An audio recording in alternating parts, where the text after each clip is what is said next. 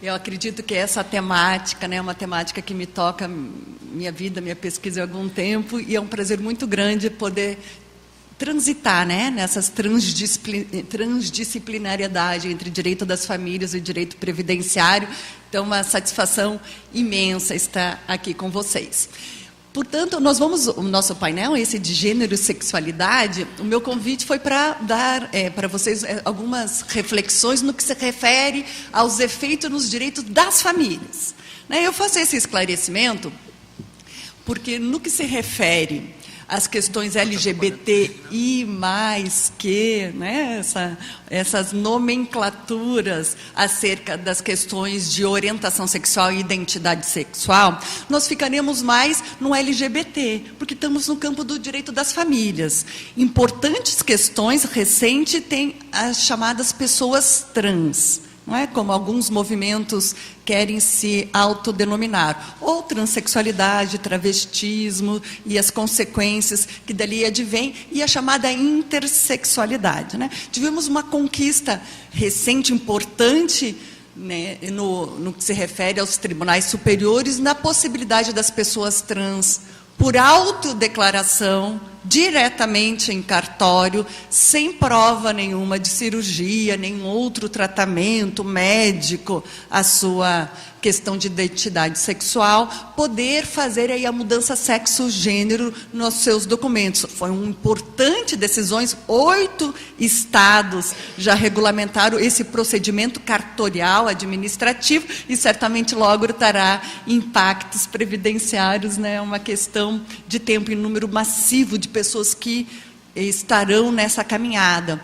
E tem outros debates das chamadas pessoas intersex, né? O antigo hermafroditismo, essas pessoas que nascem com questões que também estão relacionadas às questões morfológicas, genéticas, hormonais, mas que por vezes se apresentam segundo alguma identidade de gênero, talvez diferente daquela cirurgia com essa pessoa realizada na tenra infância. E, portanto, suas questões de gênero vêm por uma opção da medicina em também tratá-la numa determinada idade, ou aquelas pessoas intersexes não binárias, aquelas que nunca fazem questão de pertencer sua identidade a um determinado sexo e gênero.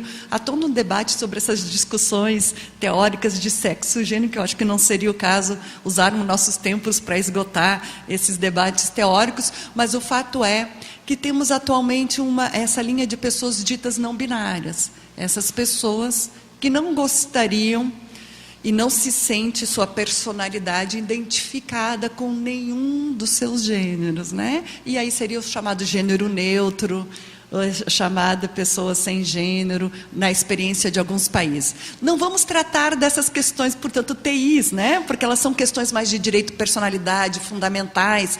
Lá em direito civil, está lá na parte geral do nosso direito civil, e aqui a minha proposta é tratar de questões relacionadas ao direito das famílias. Portanto, nós vamos tratar de algumas transformações no que dizem respeito à questão de igualdade de gêneros.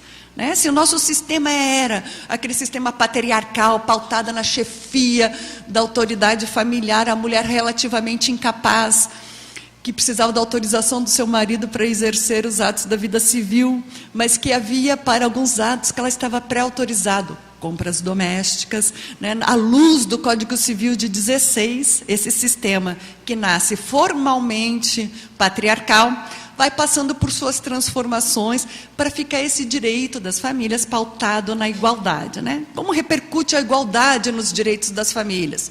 Igualdade do uso dos nomes de família, do sobrenome. A mulher pode adotar o sobrenome do homem, o homem pode adotar o sobrenome da mulher. Eficácia dessa norma jurídica, quase não há eficácia dessa norma jurídica. Eu ainda não comecei a passar, tranquilo. No que se refere às questões relativas à guarda de filhos, tivemos essa importância, a transformação da guarda compartilhada. Né? Hoje, nós temos uma lei que fala de guarda compartilhada. Funções e papéis de criação de filhos não se dizem exclusivamente a um dos gêneros. O que eu tenho dito, toda vez que eu trato desse tema, que nós gostaríamos que a guarda fosse formal e materialmente compartilhada. Não é verdade que realmente haja um compartilhamento em todas as questões relativas ao poder familiar. né? Médico, escola, lazer, né? Guarda compartilhada não pode significar visita livre ao filho, né? Nós temos uma lei com uma guarda compartilhada, muitos rótulos de conteúdo guarda compartilhada, mas uma guarda realmente substancialmente compartilhada é um movimento em crescimento entre nós. Meus clientes como falam, doutor, eu quero guarda compartilhada. Eu acho ótimo, o senhor vai buscar ou levar na escola, as reuniões serão os dois juntos, alternadas, quem vacinará as crianças, como será o convívio do dever escolar, do dentista, o lazer, a parte, né, todas a dor e a delícia que é as atividades parentais e todo o vínculo de qualidade que se cria quando efetivamente se participa da realidade concreta dessas crianças. Essas transformações, portanto, que se deram formalmente, no que se refere à sua eficácia, nós estamos ainda em grandes movimentos nesse sentido. E aqui tem aquela pauta das feministas, né? A pauta das feministas, aborto. Estará pautada uma audiência pública em início de agosto, chamada pela ministra Rosa Weber, acerca da possibilidade de descriminalização do aborto no Brasil. Pauta igualdade salarial. Nosso país, as mulheres ganham em torno de 27,5% a menos que os homens. Em todas as carreiras, inclusive há questionamentos recentes nas carreiras jurídicas, né? Como se ascende na carreira um magistrado por antiguidade e meritocracia, de igual modo os gêneros masculinos e femininos. Enfim, nós temos discussões próprias da ausência dessa igualdade real, né, no campo do meio laboral, e o chamado também teto de vidro, né, essa dificuldade de ascensão nas profissões. Todas as questões relacionadas ao feminicídio, né, a grave violência que ainda temos de gênero do âmbito das famílias, que deveria ser o lugar de maior proteção, também é o lugar das maiores atrocidades, e o nosso país, infelizmente, tem índice altíssimo nisso. Mas essas questões não são exatamente o foco da minha abordagem, porque eu estou aqui para tratar de gênero e sexualidade, então eu recortei papéis e funções familiares que estão sendo remodeladas em razão dessas transformações que nós estamos tendo nessa toada. Espero conseguir aqui ilustrar para vocês. A homoparentalidade é uma construção jurídica recente no nosso país, não é verdade? E aqui vou destacar uma decisão que reconheceu a possibilidade de pessoas do mesmo sexo adotando a dupla, mas sabemos que na trajetória jurídica nacional, num primeiro momento se possibilitou que homens solteiros adotassem. Homens solteiros, independentemente da sua orientação sexual, às vezes já convivendo com seus companheiros, se ocultava essa questão dessa convivência, se adotava um dos parceiros e se convivia como se família fosse. Num segundo momento, passado um tempo dessa adoção, o outro parceiro ingressava com o pedido de adoção também. Por que esse movimento histórico foi importante? Porque então se dizia que possivelmente a adoção por parceiros homossexuais traria prejuízo às crianças. Nos casos concretos, quando um homossexual adotava uma criança, passava um tempo criando e posteriormente o segundo via pedir a adoção dessa mesma criança, ou seja, era trazer para a realidade documental aquilo que já ocorria na vida, era muito difícil se comprovar que não atendia o melhor interesse da criança, porque nós tínhamos os laudos da criança na época abrigada. Depois tínhamos os laudos da criança passados 5, 10 anos sendo criada nessa ambiência dessa família homossexual. Portanto, o melhor interesse da criança deixou de ser um horizonte utópico para ser uma realidade concreta daquela criança, que estava com menos coordenação motora grossa, fina, menos habilidade, sendo criada, né, sem uma família substituta, né, com as suas carências materiais, afetivas, traços ainda da violência sofrida na sua família originária, e passado um tempo criado dentro daquele seio daquela família, como se encontrava a criança hoje. Então, testemunhas de pais de escolas, professoras, todo um arcabouço que ajudou a superar o preconceito, né? Eu gosto de dizer que, em termos de adoção, o melhor interesse da criança tem que ser reais vantagens para a criança. A gente tem que tirar o horizonte daquele ideal de família perfeito, que é um tanto distante da realidade das famílias brasileiras, e trazer, né, para a experiência concreta. Pois bem, conquistamos a adoção. Hoje, casais homossexuais, tanto por decisão consagrada nos tribunais superiores, tanto pela ADPF 132, os casais do mesmo sexo podem se habilitar desde o início, como se casados fossem, né? Como se casados fossem, podem ser casados, né? Eles podem ser casados, podem se apresentar como companheiros de união estável e podem, como parceiros, pedir habilitação para adoção desde o início. Tem um caso curioso no Paraná, né, o Tony Reis com David, digo de público porque são militantes, né, do movimento LGBT e usam sua causa, suas questões pessoais para a causa. Eles pediram a habilitação de uma criança, mais de uma criança, inclusive eles gostariam, eles aceitam crianças fora da idade padrão e mais de uma criança. Contudo, a habilitação deles foi favorável para uma criança superior de 12 anos e que fosse do outro sexo. A habilitação foi favorável para uma criança acima de 12 anos e que fosse do outro sexo.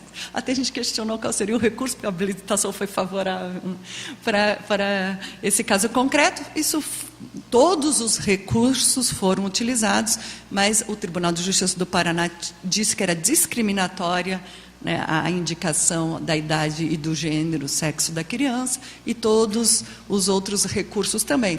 Teve recurso STJ e STF também, esse caso concreto, o que deixa instável a convivência da criança, porque a guarda fica provisória durante todo esse período. Então, aqui para ilustrar que chegamos a esse ponto, mas que a trajetória não foi exatamente uma trajetória fácil. Aí passamos para esse momento que as pessoas do mesmo sexo e gênero, né, pessoas homossexuais, parceiras homoafetivas, começam a fazer também reprodução humana assistida. Porque eu saio da adoção e uma adoção por casal de homens e entro por uma reprodução humana assistida de mulheres de modo proposital. Ali se discute, num primeiro momento na adoção, que a filiação não é um dado só biológico. Filiação também é um dado cultural, o importante é quem cria. E as funções não são dependentes de gênero. 2 homens teriam a mesma habilidade para criar uma criança do que qualquer outra pessoa nesse sentido. Então, fatores culturais ficam presentes no direito das famílias. Tem toda essa luta para a licença dita maternidade para criança adotiva. O que importa é a inserção dessa criança numa família e não exatamente um descanso de parto, né? Esses são todos os debates com relação à questão da adoção. Mas quando começam mulheres do mesmo sexo fazer reprodução humana assistida, nos chega outros questionamentos. Esse caso é verídico, a Berenice foi advogada dessas 2 parceiras, que fizeram reprodução humana assistida da seguinte modalidade: uma doa material genético, a outra gesta do embrião, fertilizado in vitro, o material masculino é de um doador anônimo. Aqui elas entraram com pedido, a liminar foi negada, para que desde logo fosse registrado em nome das 2 as crianças. A liminar foi negada, mas a sentença final foi favorável para que essas crianças tivessem no seu registro de nascimento o nome das suas 2 mães. Então, começamos os papéis em funções de gênero e de orientação sexual serem reformulados, mas aqui o desenvolvimento da biologia, né, das questões biológicas, ofertando transformações culturais, né? E ali naquele outro momento a gente estava superando as questões puramente biológicas em nome das questões culturais da adoção. Se percebe como o direito está dinâmico nesse sentido. Quando aquele caso veio à tona, quando foi negado a liminar, se imaginou que era o primeiro caso brasileiro, mas não era. Tinha corrido em segredo de justiça esse caso dessas parceiras, que também eu trago as fotos porque são pessoas que publicizaram, né, seus casos para todas as revistas, em nome da militância LGBT, elas já tinham conseguido esse registro, só que tinha corrido em segredo de justiça e não era público. Para ajudar aquelas outras parceiras, elas finalmente publicizaram o caso delas, que ocorreu de um modo um pouco diferente. A que gestou o embrião é a mesma que foi a doadora do material genético. E daí teve um doador de material genético masculino. Mas qual é a grande questão aqui? A questão é que no caso anterior, que a mãe é quem dá a luz, quem deu a mãe gestacional no caso anterior não era a mãe biológica, se fizesse um teste de DNA. Nesse caso concreto, tanto a mãe que gestou também é a mãe biológica, por assim dizer, e temos a mãe socioafetiva e registral, que é a parceira que fizeram esse projeto parental junto. Numa época de não tutela nem por lei e nem por jurisprudência, ficavam um pouco esses vínculos, né? Ficavam um pouco essas discussões, digamos assim, sem a devida proteção jurídica. E quando nós achávamos, então, agora conquistamos um determinado patamar, né? Já, ou seja, toda a controvérsia já estava exposta, foi quando começaram parceiros homossexuais masculinos desejarem se utilizar também da reprodução humana assistida. Vocês terão um painel só sobre reprodução humana assistida, aqui não é o foco principal da nossa questão, mas é só para discutir os papéis de gêneros e sexualidade como estão reformulados, mas é só dizer que no nosso país nós estamos sempre regidos por uma resolução, aqui está a atual resolução, mas que se permite parceiros homoafetivos se utilizarem das técnicas de chamada reprodução humana assistida. Mas ainda nós não chegamos a ter aquela experiência, sonho de algumas feministas, né, dos homens grávidos. Aquele fenômeno chamado homem grávido, que vocês facilmente localizam na internet, né, se trata de uma pessoa trans, que já apresentado com toda a sua identidade de gênero masculino, gestou, porque sua companheira estava com endometriose e não conseguia levar a cabo a gestação, portanto, aquela pessoa com todos os sinais, estereótipos e toda a apresentação, segundo a sua identidade de gênero masculina, conseguiu gestar criança. Meus alunos recentemente me contaram que eles se divorciaram, né? Tiveram 2 filhos, etc. E o caso eu tinha parado aí, mas meus alunos me mantêm atualizado, acompanham e dizem que depois se divorciaram. Parece que, né, nas famílias que têm questão de identidade de gênero também o amor acaba e as consequências também de disputa e guarda de filhos também se apresentam. Mas aqui, nesse caso concreto, a irmã de um deles gestou a criança, né? Então, aqui nós temos aquelas hipóteses, um dos parceiros do material genético, utiliza a fertilização in vitro com material de genético feminino de doadora anônima, né? A mãe genética é anônima, mas quem gesta a criança é um parente deles, a irmã de um deles, justamente porque o Conselho Federal de Medicina fala parentesco até 4º grau, e com essa norma o que se está querendo dizer é que, na verdade, que não seja um comércio, né? Que não seja a chamada barriga de aluguel, mas sim uma sessão gratuita de útero, que se faça com solidariedade familiar, é o objetivo da legislação. Pois bem, ultrapassadas essas questões, e ali nas questões dos parceiros homossexuais masculinos, gera uma outra questão. Sim, a parentalidade pode ser exercida por qualquer um dos gêneros, mas sem dúvida nenhuma teve uma mãe gestacional e alguém que talvez tenha um estado puerperal, né, para aguardar antes de voltar ao trabalho, ou seja, sim, maternidade, paternidade é natureza e é cultura, não é?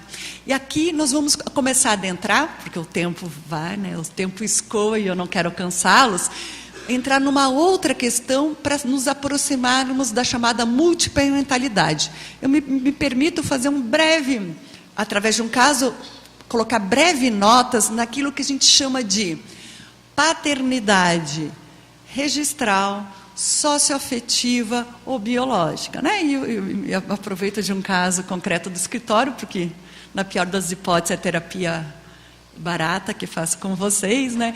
Se trata de um caso de que uma pessoa começou um relacionamento logo depois que a sua companheira tinha deixado um relacionamento. Começaram a conviver em união estável e logo se descobriu grávida. Ela afirmou que o filho era dele. Ele, tendo uma dúvida razoável, achou melhor, né, ficar com a versão que lhe é apresentada pela mãe, e viveram em união estável por pouco tempo. O casamento logo, a união estável logo se desfez. A criança tinha 1 ano e pouco. Então, logo a união estável se desfez, ela começou a conviver em nova união estável, que essa sim perdura, hoje a criança já tem 6 anos de idade. Pois bem, essa pessoa que viveu e registrou essa criança, que lhe afirmou ser seu filho, é o pai registral da criança. Contudo, o pai biológico da criança era aquele namorado anterior dela. Se confirmou posteriormente por exame de DNA. Mas, atualmente, quem está criando a criança é esse companheiro. E a criança hoje tem 6 anos de idade. A criança identifica como pai, chama de pai, tem relações, vínculo afetivo, sobretudo com esse que lhe cria. Pois bem, essas noções que geralmente estão reunidas numa só pessoa, né, quem é o pai registral biológico também é o socioafetivo, quando ela está assim distintas, geram várias controvérsias nos direitos das famílias. Eu vou ilustrar algumas aqui para vocês. Eu estou chamando de primeiro momento jurídico de uma chamada, talvez, multiparentabilidade. Aqui afirmou-se nesse julgado ser juridicamente impossível o pedido do autor de ser reconhecida a sua paternidade socioafetiva sem afastar o liame parental da relação com o pai biológico. Nesse caso concreto, havia um pai biológico e um pai que criava a criança. A intenção foi reconhecer esse pai de criação. Contudo, se disse aqui, pai é um só. Não é? Foi uma decisão de 2009 sobre essa temática, que eu chamei de primeira fase da chamada multiparentalidade. Depois passamos para um segundo momento, de uma chamada prevalência da socioafetividade sobre a filiação biológica, uma certa desbiologização da família, né? E havia um reconhecimento em vários julgados, uma tendência doutrinária também forte nesse sentido, o professor Fachin, o professor Paulo Luiz Neto Lobo, no sentido que numa disputa entre a verdadeira paternidade dever-se-ia prevalecer a socioafetividade, aquele que cria, aquele que está no contato, que representa esse papel e função de paternidade. Então, aqui nós temos uma decisão que afirmou a impossibilidade do pai biológico de pagar alimentos. Então, aqui o pleito foi para a tentativa de reconhecimento da filiação biológica para o pagamento de alimentos, mas afirmou ser isso impossível, uma vez que prevalece a paternidade socioafetiva. A criança, tendo uma paternidade socioafetiva que estava presente e declarada, não se poderia buscar nem mesmo alimentos nessa decisão do pai biológico. Ok? Contudo, nós podemos dizer que chegamos num terceiro momento da chamada filiação, da chamada multiparentalidade, porque foi julgada a chamada tese de repercussão geral 622, que diz: a paternidade socioafetiva, declarada ou não em registro público, não impede o reconhecimento do vínculo de filiação concomitante baseado na origem biológica, com os feitos jurídicos próprios. Então, aqui, nessa tese de repercussão geral, cujo caso base que deu origem à tese de repercussão geral, se tratava de uma menina, que já era, quando da decisão, maior de idade, mas se tratava de uma menina que foi criada por um pai registral, que lhe registrou e que lhe criou sempre como pai, sem nunca saber que ela tinha também um outro pai biológico. Quando dos 17 anos de idade, seus pais se divorciaram, seu pai formou nova família, mas convivia muito bem com essa filha, mantinham-se os laços afetivos e, inclusive, alimentos com essa filha. Seu pai não tinha condições econômicas totais e, quando foi o desejo dela fazer curso universitário, ou sua mãe, vendo a dificuldade do pai registrar e que ele criou, conta a verdade para a filha da sua origem biológica. Só então ela fica sabendo que tem um outro pai biológico e, a partir daí, busca a investigação de paternidade do pai biológico, pede para afastar o seu pai socioafetivo, que reconheça o pai biológico e os efeitos patrimoniais decorrentes. O pai socioafetivo, vindo aos autos, manifesta no seguinte sentido: não importa que decisão ocorrer, para mim ela sempre será minha filha, só que acredito que é direito dela poder buscar os seus direitos patrimoniais próprios. não nega que tem vínculo, diz que tem forte vínculo, que independentemente de qualquer decisão os manterá, contudo acredita que seria direito dela buscar, enfim, o que seria decorrente da sua verdade biológica. Bom, essa é a casuística do caso, né? Essa é a casuística do caso, é ótimo. Essa é a casuística do julgado narrado, que gerou a tese de repercussão geral, e que dá uma certa dúvida hermenêutica, né? Porque aqui se reconhece a possibilidade de multiparentalidade, sendo que o pedido originário do caso concreto era para desconstituir o pai socioafetivo e reconhecer o pai biológico. Isso deu muito debate entre os ministros. O ministro Fachin foi parcialmente vencido, mas o fato é que nós estamos sob a égide dessa tese de repercussão geral, que trará certamente transformações, né, nos direitos de família. Vou colocar uma problemática. Se desse modo nós estamos dizendo que foi interesse da filha buscar a sua verdade biológica, vamos imaginar se os pais socioafetivos agora poderiam usar como matéria de defesa o fato de existir um pai biológico, para trazer aqui a concomitância de efeito jurídico para essas temáticas, que está diferente, né, do leading case, que gerou a tese de repercussão geral. Entre tantas outras debates que se tem acerca dessa temática, que não poderemos aqui nos alongar, mas que fica aqui para vocês verificar. Eu só diria depois dessa voltou a nossa imagem. Só dá tanto trabalho fazer as imagens, né, para que vocês não percam a ilustração dos casos.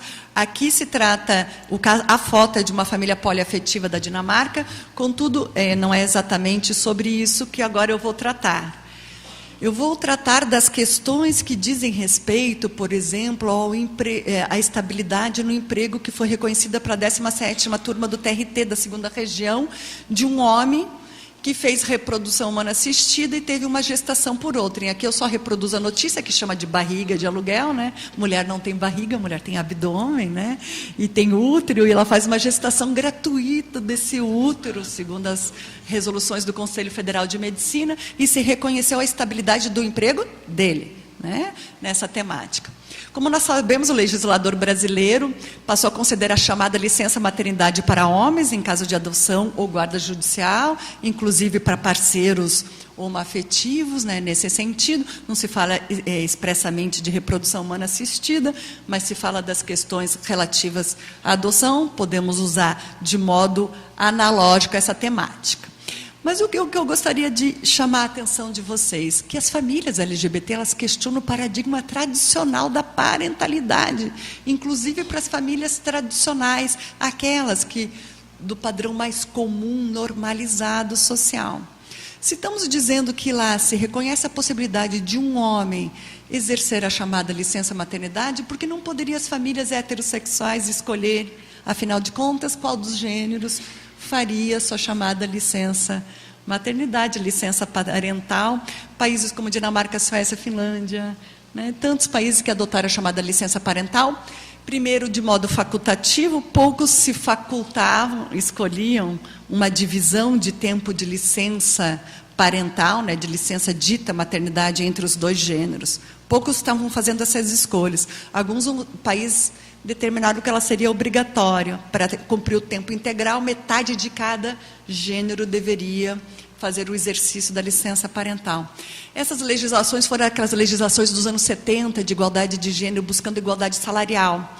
Foram aquelas leis afirmativas para a conquista do mercado externo, mercado do trabalho.